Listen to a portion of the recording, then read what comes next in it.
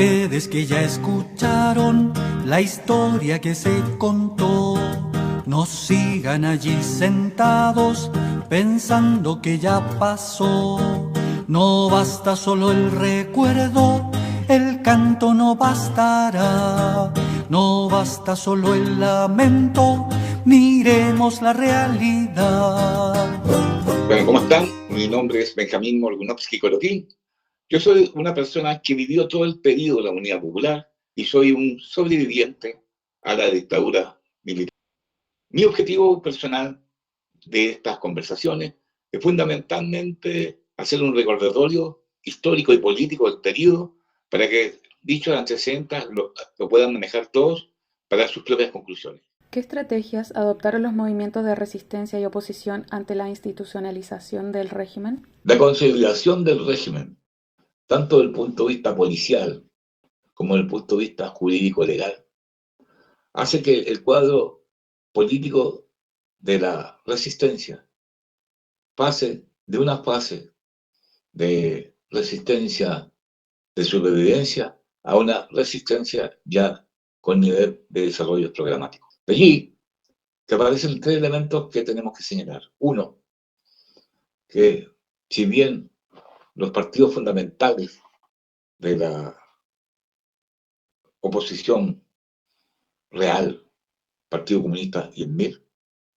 estaban siendo muy castigados, tuvieron la capacidad de reconstruirse y de revalorizarse. Por un lado, el MIR, a través de sus expresos políticos, empieza a reconstruir sus actividades a partir de una célula madre que ya la señalé anteriormente, que era la célula madre de Miguel Enrique, generando unas instancias como el CODEPO, un comando de defensa del pueblo, en la cual había ayuda jurídica a toda aquella persona que la requería, y a partir de allí ligándose a las luchas de la gente a través de la UNED, Unión de Estudiantes Democráticos, a través de la ODEPO, Organización Democrática de Pobladores, y a través del FTD, Frente de Trabajadores Democráticos, generando nuevamente un incremento de su militancia y de su importancia y su preeminencia en el seno de los trabajadores, fundamentalmente ligado a los sectores poblacionales de Santiago, de los sectores poblacionales de Valparaíso y Concepción, y particularmente también un desarrollo en el campo a través de la herencia que había dejado el MCR en Cautín y en Temuco. Todas estas actividades permitieron generar un doble espacio. Por un lado, un espacio político en que empezaba a plantearse ya una lucha de masas en términos políticos, y por otro lado, una lucha y una contienda en el campo de reprimir y contener al aparato represivo. De allí que el MIR, en esta fase, entre el 79 al 83,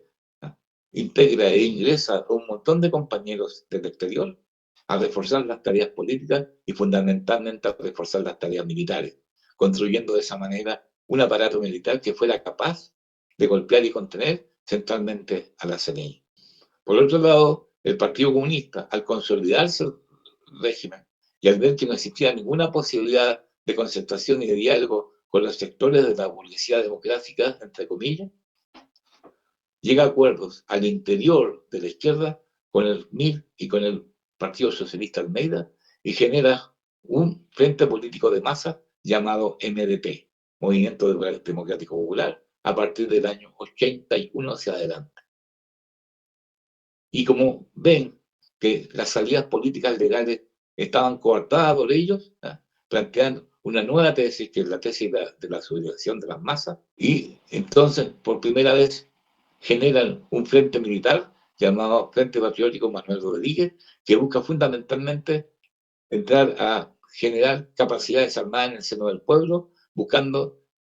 centralmente negociar. Mientras el MIL buscaba generar actividades políticas y militares para acumular fuerzas para derrotar el gobierno, el Partido Comunista generaba actividades para buscar de esa manera presionar la negociación. También el desarrollo de las protestas y la generación de la alta represión a los sindicatos, a los dirigentes y militantes de izquierda, hace que grupos de personas, fundamentalmente los demócratas cristianos radicales y otros, forman un aparato de opositor burgués, que se llamó la Asamblea de la Civilidad, o Asamblea Democrática, como llaman. Buscaba centralmente oponerse a Pinochet, oponerse a la estructura de la Constitución de incluso del 80, para que de esa manera hubiera una salida democrática, entre comillas. Para ello contaba con el apoyo de Estados Unidos. Tenemos que entender que en este periodo de crisis, en la cual el exceso del terrorismo generado por Pinochet y sus secuaces hace que empiece en Estados Unidos a generarse una posición y opinión contraria al efecto de Pinochet. No se olviden que la muerte y el asesinato por parte de la dictadura de Orlando Letelier había sido hasta ese momento el único acto de un país extranjero al interior del territorio norteamericano, que hace que mucha gente, fundamentalmente, empiece a plantear a Estados Unidos que empiece a oponerse a la Junta. De allí que Estados Unidos niega al ejército los repuestos del armamento que tenían, que era totalmente fabricación norteamericana, y niega insumos y repuestos a la poca industria chilena que quedaba. No se olviden que cambia la DINA al CNI por esa razón. No se olviden que los métodos del CNI son tan sangrientos como los otros, pero de carácter más elítico. Aparecen, ¿no es cierto?, los enfrentamientos, donde grupos de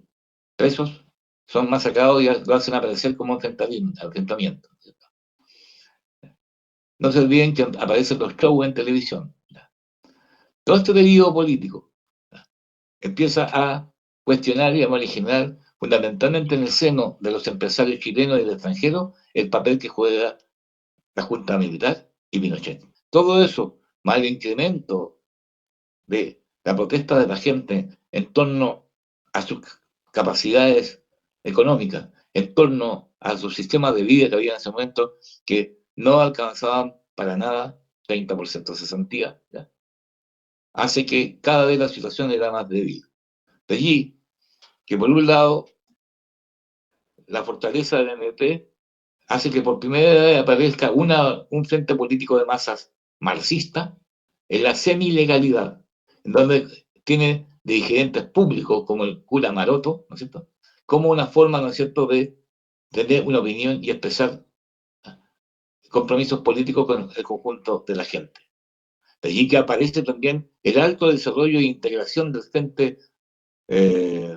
Patriótico Manuel Rodríguez, que empieza a activar cada vez sus operaciones, logrando incluso desarrollar operaciones de internación de armas que fueron detectadas, y posteriormente el atentado a Pinochet en el 1986, en la cual el dictador no muere por una situación fortuita, ya que un rocket lanzado a su automóvil no alcanzó a armarse. Dada esa situación y la alta represión que viene posteriormente, en la cual nuevamente el conjunto de la izquierda es acosada, hace que el espacio que se abra sea fundamentalmente de preeminencia de esta burguesía opositora, de estos sectores oportunistas como los democristianos, los radicales, los socialistas socialdemócratas, para lograr una presión hacia Estados Unidos para resolver este tipo de problemas. De allí, en un acuerdo entre la Iglesia, estos opositores políticos y sectores de militares, generaron lo que es el procedimiento y la forma de la generación, ¿no es cierto?, de una nueva forma institucional en la cual sea eliminada la Junta y Pinochet. Y para ello negocian con el Partido Comunista, que elimina el frente, y el Partido Comunista acepta jugar el papel de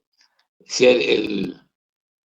que acuerda con ellos este proceso, sin que ellos digan que participen,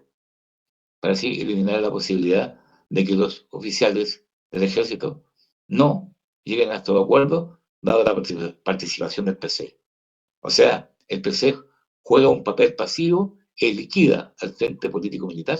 vuelve a su política de negociación con las fuerzas democráticas burguesas, ¿ya?,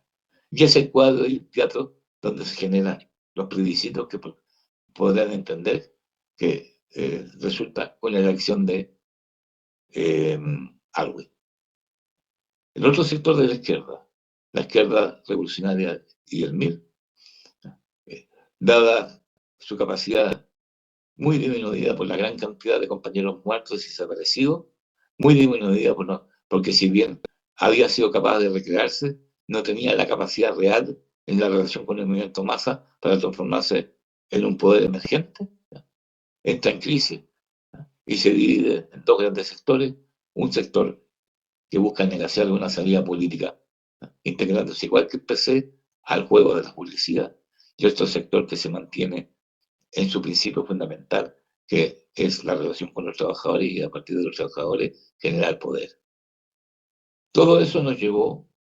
al plebiscito primero y a la elección presidencial después. ¿Cómo fue el fin de la dictadura de Pinochet? Después de 15 años empezamos a llegar al final de la dictadura. Una final marcada por varias situaciones concretas. La primera de ellas es que se da un plebiscito en la cual se levanta todo un espejismo, dado que el conjunto de la gente, desde el 83, de la primera protesta hacia adelante, había derivado a intentar sacar a Pinochet como sea, permitiendo con eso acceder a tener ideas de una democracia popular. Por ello se levanta un espejismo, que es la alegría que ya viene, en la cual se le cuenta a la gente la posibilidad de tener una democracia más directa, la posibilidad de tener una democracia más participativa, la posibilidad de contener los abusos de los empresarios y que definitivamente con la elección de Adwi se transforma en todo lo contrario. En definitiva, la salida de Pinochet es producto de una negociación que hay tanto de Estados Unidos como los empresarios chilenos, como la oposición burguesa, como sectores incluso de militares, como sectores socialdemócratas, incluso sectores de la iglesia, buscando una salida que permitiera contener el avance del conjunto del pueblo que estaba en ese momento mayoritariamente apoyando la idea de tener una democracia de carácter popular. Por ello, tenían que sacrificar a Pinochet para generar un nuevo tipo de gobierno, democrático protegida en este caso,